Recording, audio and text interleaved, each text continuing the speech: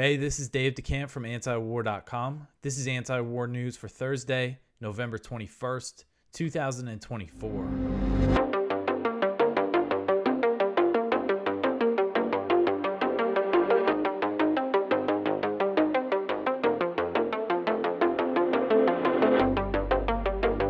All right, the first story at the top of antiwar.com today, the Senate kills effort to block weapons for Israel. So the Senate on Wednesday night voted down resolutions introduced by Senator Bernie Sanders to block several weapons transfers to Israel, but the effort received more support from Democrats than expected. More senators voted to block the deals than I thought would happen, and the Israel lobby is not happy about this. So in total, the first resolution, so it was three separate resolutions. The first resolution was to block tank shells going to Israel. And 18 senators voted in favor of that resolution, and that included Sanders, who is an independent, and Angus King, who's also independent. But I know Sanders always votes with Democrats. I think King does as well. But so it's them two, and then 16 Democrats who voted in favor of this first resolution. Unfortunately, I kind of expected this to happen, but Rand Paul voted against this resolution. So he's on the record voting against blocking weapons to Israel. And then there was, 79 total senators voted against it. And then there were the two other resolutions. The second one would have blocked the mortar rounds for Israel. That got one more senator in support of it. That failed in a vote of 19 to 78. And then the third resolution was for the JDAM bomb kits, and that failed in a vote of 17 to 80. So they varied a little bit, but all about the same. And the White House came out very strongly against these resolutions ahead of the vote, putting out talking points that claimed any senator who voted to block the arms shipments to Israel would be helping Hamas. Of course, that was their talking point. The Biden administration said in this document, quote, disapproving arms purchases for Israel at this moment would put wind in the sails of Iran, Hezbollah, and Hamas at the worst possible moment, end quote. So the White House came out, again, very strongly against this, and you still had 18 senators vote in favor of it.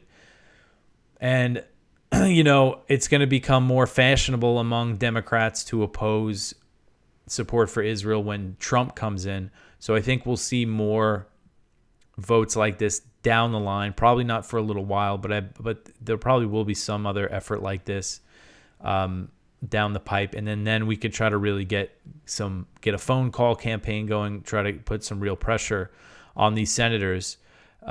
So again, it's obviously not the result that we wanted, but I expected only a handful, like less than 10, to vote for this. And then you can go, I linked to the roll call for the first resolution so you could look and see how your senator voted. Tim Kaine from Virginia actually voted in favor of it. And there were some other people who were kind of a surprise. Chris Murphy, people weren't sure what he was going to do. He voted in favor of blocking the weapons transfers. And then I'll put in the roll call for the other two votes. This just happened not too long before I started recording, so they don't have everything set. But then the next one here, another vote that happened on Wednesday. The U.S. vetoes a Gaza ceasefire resolution at the UN Security Council. So on Wednesday, the U.S. again used its veto power on the UN Security Council to kill a resolution calling for an immediate ceasefire in Gaza, a vote that came as Israel is carrying out an ethnic cleansing campaign in northern Gaza, and aid levels in the Strip are at the lowest level yet. So the resolution failed in a vote of 14 to 1 as every other member of the 15-member Security Council, including the UK, which has joined the US in voting against resolutions or abstained from voting before. So they all supported it except for the US. And the U.S., like the other permanent members, there's 5 permanent members of the Security Council, the U.S., the U.K., France, Russia, and China. They all have veto power, so that means the U.S. can kill any UN Security Council resolution that it wants. So this resolution demanded a, quote, immediate, unconditional, and permanent ceasefire to be respected by all parties, and further reiterates a demand for the immediate and unconditional release of all hostages, end quote. So immediate and unconditional ceasefire, and also an immediate and unconditional release of the hostages. Well, what was the U.S.'s excuse for not voting for this? They claimed that it was not linked to the ceasefire, that the release of the hostages was not linked to the ceasefire, even though they're right next to each other in this resolution. And, it's unconditional, calling for an unconditional release of the hostages, but that was not good enough for the U.S. Robert Wood said, quote, "We made clear throughout the negotiations we could not support an unconditional ceasefire that failed to release the hostages," end quote. So the vote marked the fourth time the U.S. vetoed a Security Council resolution calling for an end to the U.S.-backed Israeli genocidal war on Gaza. The ambassador from Algeria, a non-permanent member of the council, slammed the U.S. veto. The Algerian ambassador said, quote, "Today's message is clear to the Israeli occupying power. First, you may continue your genocide. You may continue your collective punishment of the Palestinian people with complete impunity. In this chamber, you enjoy immunity," end quote. And this vote just came 2 days after the U.S. criticized Russia for vetoing a Security Council resolution calling for a ceasefire in Sudan. This was Linda Thomas Greenfield, who's the U.S. ambassador. It was the deputy U.S. ambassador who vetoed the latest resolution, but Thomas Greenfield has vetoed her share of resolutions for Israel. She put out this whole statement criticizing Russia for vetoing the Sudan, which could have been rewritten for the criticisms of the U.S. for vetoing. You could have just changed the name Russia to the U.S. and the same criticisms could have been used there. So just complete hypocrisy from the U.S. And this goes to show the Biden administration, even in Biden's lame duck period, they're going to do whatever Israel wants them to do. It goes to show, there's despite all the rhetoric that they care about civilian casualties and all this, it's just so clear and obvious to everybody now that they don't care at all, that they're just willing to support Israel to the end. All right, so the next one here, Israeli forces slaughter dozens more Palestinians in Gaza. So I wrote this early on Wednesday, and then not too long before I started recording this, I checked the Al Jazeera, the live updates to see the situation in Gaza. And they reported that Israeli airstrikes in northern Gaza early Thursday morning killed at least 88 Palestinians, I believe in Beit Lahia, which is one of the cities that's been under a complete siege. Yes, and in Gaza City. The majority, 66 in Beit Lahia. So just an absolutely brutal slaughter happening. And this was happening, early Thursday morning in Gaza. That's when these senators were voting to make sure these weapons continue to flow to Israel. So Gaza's health ministry, so this was earlier in the day that I wrote this based on Gaza's health ministry's numbers, which, again, it sounds grim, but they said 13 people were killed in the past 24 hours. And I thought, oh, well, at least it wasn't as bad as it's been lately. But then here they go, Thursday morning, just slaughtering dozens and dozens of people. So going back to the strikes on Wednesday, one of them was and sorry, I should give people warnings for this picture that I have here is of a dead Palestinian child. So the Israeli attacks on Wednesday included a strike in western Khan Yunis in southern Gaza, which targeted Al-Mawasi, the so-called safe zone that Israeli forces have repeatedly targeted. According to Al Jazeera, at least 7 Palestinians were killed in the strike, including one girl. And this is at a hospital in Khan Yunis where they're mourning this child. Gaza's civil defense said its rescuers were targeted by an Israeli attack in Gaza City while they were working at the site of a previous Israeli attack. They said at least one of their rescuers were killed, bringing the total number of civil defense workers killed by Israel in Gaza to 87.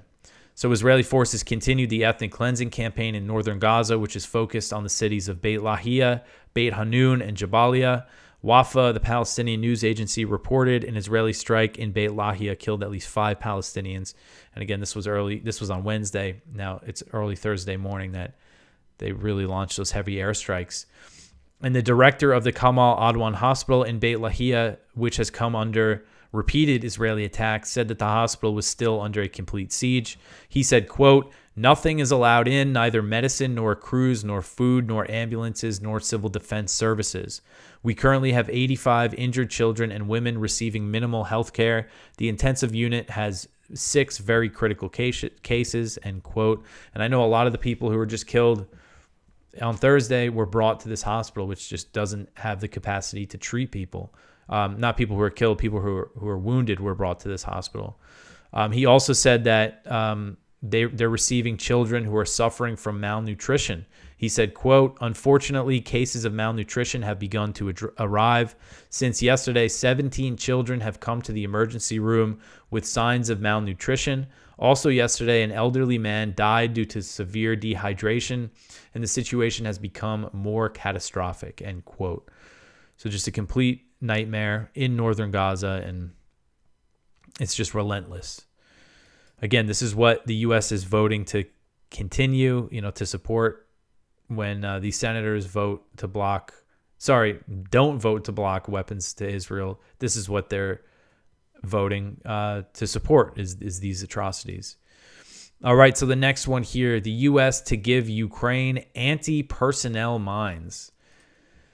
So another escalation from the Biden administration. They announced on Wednesday that the U.S. will be providing Ukraine with widely banned anti-personnel mines, breaking its own policy that's meant to prohibit the transfer of the indiscriminate weapons. The provision of anti-personnel mines is the latest escalation from the Biden administration and comes after President Biden authorized Ukraine to launch long-range strikes on Russian territory using U.S. missiles, which Ukrainian forces have already begun firing into Russia.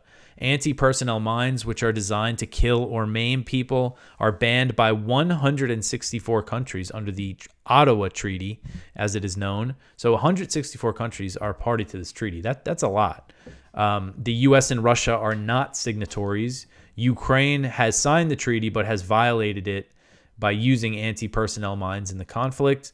In one case, they fired these really small pedal mines. They fired rockets full of them.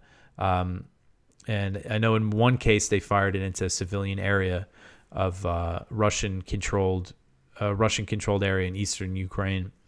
Anti-personnel mines, very small, very dangerous for, after a conflict, kids getting maimed. We see this stuff all over the world in these conflict zones. And U.S. officials justified supplying Ukraine with anti-personnel mines by pointing to Russia's use of the weapon and by saying that individual Russian ground troops are leading the offensives in eastern Ukraine, not armored vehicles. Secretary of Defense Lloyd Austin also said that Ukraine is already makes its own anti-personnel mines, and he's claiming that the U.S. anti-personnel mines are safer because they can self-detonate. But it's just the U.S. is going to be just littering. Now they're littering Ukraine with more mines. It's the last thing that the country needs. And arms control groups, including the International Campaign to Ban Landmines, slammed the U.S. provision of mines to Ukraine. So this violates a Biden administration policy in 2022. They implemented a policy that banned the transfer of and use of U.S. anti-personnel mines outside of the Korean Peninsula. I guess they want to keep them there in the DMZ or something. But this ban was initially an Obama-era policy. It was reversed by the Trump administration in 2020, and now the Biden administration re-implemented it, and now they're violating it. And so the U.S. has also provided Ukraine with cluster bombs, which are also an indiscriminate weapon. The way they work is they spread these small submunitions over a large area, and many of them don't explode. And then they're a huge hazard for civilians who could come across them in the future. And the U.S. dropped millions and millions of these things on Vietnam, Cambodia, and Laos, and like tens of thousands of people have been killed or maimed by U.S. cluster bombs, after the war. It still happens today. You'll hear a story about a Vietnamese or a Laotian, Cambodian farmer or child, coming across a cluster bomb and being killed or maimed. And, they're little balls, so a kid sees it, they'll go to pick it up. So this is what they've dumped into Ukraine. All All right, so the next one here, report says that Ukraine fired British Storm Shadow missiles into Russia. So the Wall Street Journal and several other media outlets reported on Wednesday that Ukraine fired at least 10 British-provided Storm Shadow missiles into Russia's Kursk Oblast. Ukraine has used the Storm Shadow missiles, which have a range of up to 155 miles, in strikes on Crimea, but Wednesday's attack, which targeted the Kursk Oblast, marks the first time Ukrainian forces fired them into the Russian mainland, which is another major escalation of the proxy war.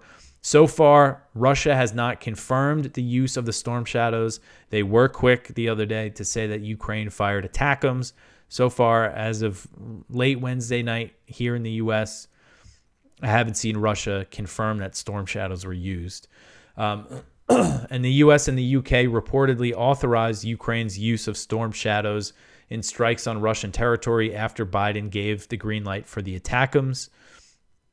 Both the Storm Shadows and the ATACMS require intelligence from Western countries for Ukraine to fire them, meaning the U.S. and NATO are now directly supporting long-range strikes on Russian territory.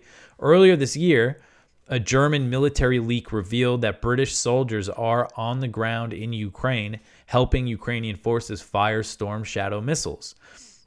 So a potential option for Russia to respond is to hit those British soldiers if they know where they are. The question is, would the UK be public with that if their soldiers were killed or injured in Ukraine? Moscow has made clear that NATO-supported long-range strikes inside Russia risk nuclear war, as we've been talking about.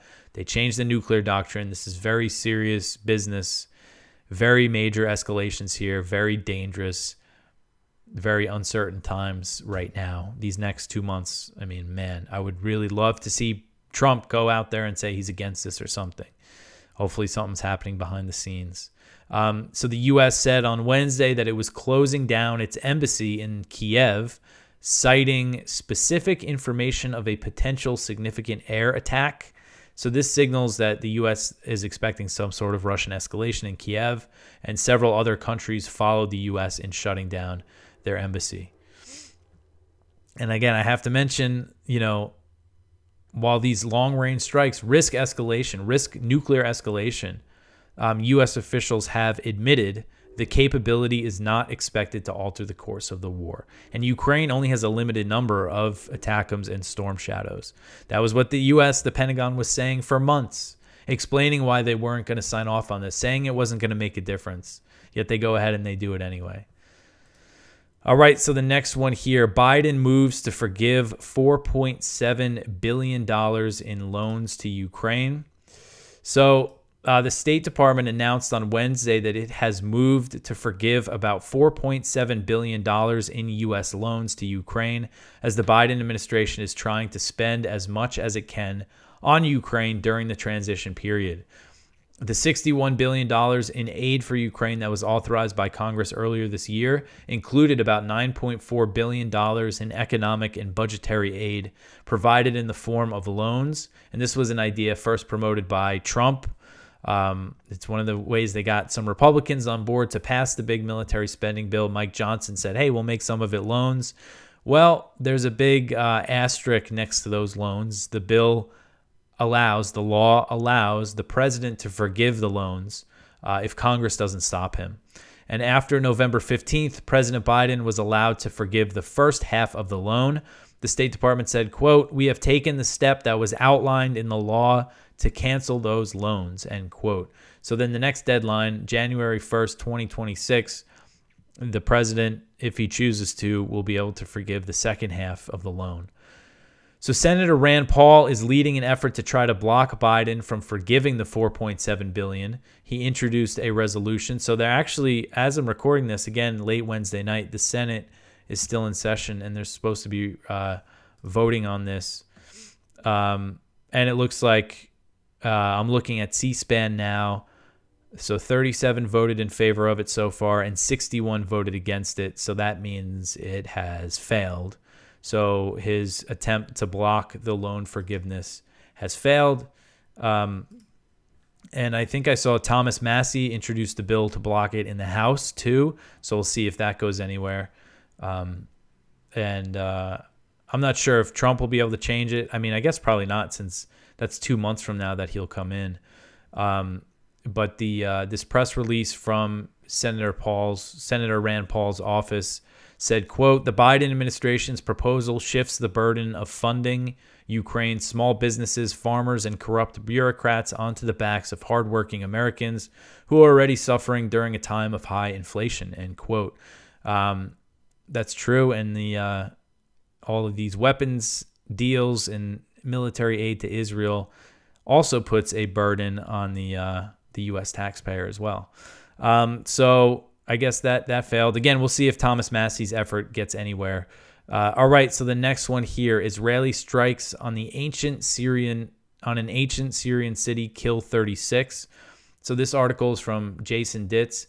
In one of the deadliest Israeli attacks on Syria in over a year, Israeli warplanes attacked the ancient city of Palmyra today, and this was on Wednesday. Syrian state media has reported so far that 36 were killed and at least 50 were wounded in the strike. So as far as Israeli strikes in Syria, this is a very big attack. The airstrikes hit residential buildings as well as the industrial area of the city. It is not clear at all what the intended target was, and Israel has not commented on the matter. At least 9 Syrian soldiers were reported wounded in the strikes. Multiple ambulances were reported rushing to and from the scene, taking survivors to the Tadmor hospital in the city. Doubtless, the large number of casualties will be a struggle for the hospital to handle, especially as the number continues to rise. So this city is primarily known for its ancient Mesopotamian temple complex. The temple itself was demolished by ISIS in 2015. After Syria's army reclaimed the city in 2017, long-term plans were made to restore the site. It's not clear how far along they've gotten with that. Actually, he says it's not clear if the site was damaged by the Israeli strikes. But so this is, again, major strikes, not clear what the target was, what the Israeli justification was for this. But the strikes in Syria have really ramped up recently. All right, the next one here. Israel reiterates that it wants freedom to act in southern Lebanon. So on Wednesday, Israeli Foreign Minister Gideon Sa'ar reiterated that Israel wants the freedom to act in southern Lebanon as part of any ceasefire deal, a position that's a non-starter for Hezbollah. Sa'ar said, quote, in any agreement we will reach, we will need to keep the freedom to act if there will be violations. Unfortunately, Lebanon is a failed state, but we cannot pay the price in our security, in the security of our citizens, for the lack of sovereignty or concessions of sovereignty, end quote. So also on Wednesday, Hezbollah said that it would not allow Israel to impose ceasefire conditions. Hezbollah Secretary General Sheikh Naim Qassem said that Hezbollah wants a complete and comprehensive end to the Israeli aggression and the preservation of Lebanon's sovereignty. So a deal that allows Israel to carry out military operations in southern Lebanon certainly will not meet those requirements. So these comments came as Amos Hochstein, the U.S. envoy, who's been dispatched by Biden to broker the ceasefire talks. He was just in Lebanon. He's on his way to Israel. He was expected to get there Wednesday night. He's saying that there's been positive progress and they're trying to bring things to a close. Lebanese officials have said both Hezbollah and the Lebanese government basically agreed with the U.S. proposal. So that signals it does not include Israel's demands as an earlier U.S. draft did. But Sa'ar, the Israeli foreign minister, the new Israeli foreign minister who replaced Israel Katz, who went over to be the defense minister, he expects the Americans to be including those demands that Israel wants. He said, quote, you can conclude that the Americans believe that such an arrangement is possible. The most important thing to emphasize is that we would like to reach an agreement that will stand the test of time, end quote. And Qassem, the head of Hezbollah, he said that Hezbollah also reviewed the ceasefire proposal, the U.S. ceasefire proposal, and gave feedback to the Speaker of Lebanon's parliament, who's been speaking with Hochstein and brokering between Hezbollah and the U.S. So we'll see. I'm doubtful with these comments from Israel. Netanyahu just said this the other day. All right, so the next one here, People's Arms Embargo at Travis Air Force Base. So this article is from Rick Sterling. And there was some protests against U.S. arms shipments to Israel outside this military base. So 75 protesters gathered under threatening skies at Travis Air Force Base in Fairfield, California at 6:30 a.m. on Wednesday, November 20th. Their mission to speak out and briefly interrupt the shipment of weapons to Israel from the airbase. For 90 minutes, they showed banners such as Stop Arms for War Crimes and Stop Travis, No U.S. Weapons for Genocide. They delayed traffic on the busy 6-lane roadway into the base by frequently pressing the button to allow pedestrian crossing. Flyers were handed out to receptive drivers. The flyers asked, "Why are we blocking access to Travis Air Force Base and messing up your day?" It was explained that while November 20th is World Children's Day, weapons to Israel from Travis are being used to kill children. Bombs loaded onto planes at Travis and other U.S. air bases have killed many thousands of children. David Vidmar grew up on Travis Air Base and said, quote, "I am participating in the People's Arms Embargo to honor my father, as he would have been sickened by the indiscriminate targeting, slaughter, and starvation of Gazan children and women in Israel's genocide," end quote. In the second stage of the protest, protesters completely blocked the roadways into the base. Ultimately, they shut down all of the entry points to the base before Fairfield police arrived en masse and arrested those blocking the roadway. A total of 28 persons were arrested for blocking the north, south, and main entry gates to Travis Air Force Base. So this seems like logical blocking of traffic if you're blocking an entrance into an Air Force base. You've seen protesters kind of just block random streets and roads and just make people really angry. But this is actually blocking the entrance to a base where U.S. weapons are being shipped to Israel from. So some of these arrested were processed in a few hours. 10 persons were still in Solano County jail 6 hours after the action. It is not known when they will be released. So the protesters have been charged with blocking the road and not following a lawful order. Many people globally believe the U.S. is violating international law by continuing to provide weapons for what the International Court of Justice describes as plausible genocide. So some protests against these weapon shipments. All right, so the next one here, the U.S. declares Venezuelan opposition figure president-elect. This one is from Kyle Anzalone. So Secretary of State Antony Blinken declared on X that Edmundo Gonzalez won the Venezuelan presidential election several months ago. It's unclear if Washington's position will make a difference, as Gonzalez lives outside of Venezuela. He's not even in the country. They're saying that he's the president-elect now. They have they've rejected the results of Venezuela's election, basically siding with the opposition who claims that it was rigged. But the reality is Maduro is in power in Venezuela, and this declaration from Blinken isn't going to change that. I don't see them really ramping up any sort of regime change effort at the moment. There's a chance, though, with this new Trump administration that there could be another effort at unseating Maduro, at a regime change in Venezuela, because you have Secretary of State Marco Rubio, Little Marco, coming in, and he was a big player in the coup attempt in 2019, making death threats against Maduro by posting pictures of Gaddafi right before he was killed. So there is that chance of them kind of turning the screws on Venezuela. It's something we don't really talk about too much is Latin America. And a whole nother thing is this idea of like sending in the U.S. Special Forces to fight the cartels. There's a good piece at the Cato Institute from Brandon Buck, who just got the job over there, and he's a great writer and has done a lot of good work before he was with Cato, but basically saying how foolish it would be to try to send in the Special Forces to fight the cartels in Mexico. Cartels aren't just some little, terrorist group or something. I mean, they control territory and they have serious weapons. And I mean, that's something that could bring real war to U.S. soil.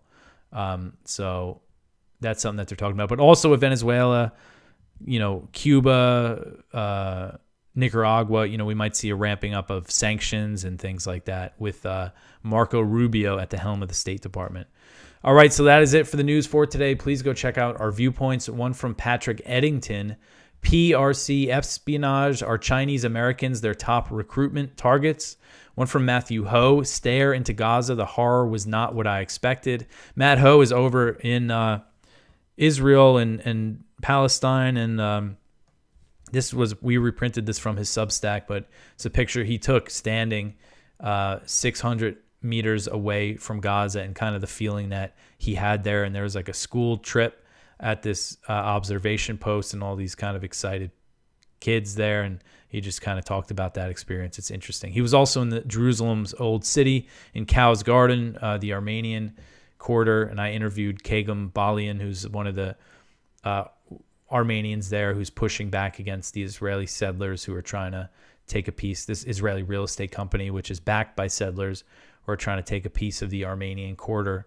If you haven't listened to that, go check that interview out. It's on the YouTube channel. The other viewpoints here, one from Ramsey Baroud, end of empathy. Did the Gaza genocide render the UN irrelevant? One from Caitlin Johnstone, Biden ramps up nuclear brinksmanship on way out the door. And one from Brad Pierce at the Libertarian Institute, Ukraine's 1,000 days of war. So please go check all of that out. Also, buy Scott Horton's book, Provoked, this big, beautiful book. It's still seems like it's selling very well. If you haven't gotten a copy yet, pick it up. Really, so much information in here. Very thorough, as usual. But that is it for me for today. Like, subscribe, comment, follow us on Twitter, Instagram, all that stuff. I will be back tomorrow with some more news. Thanks for listening.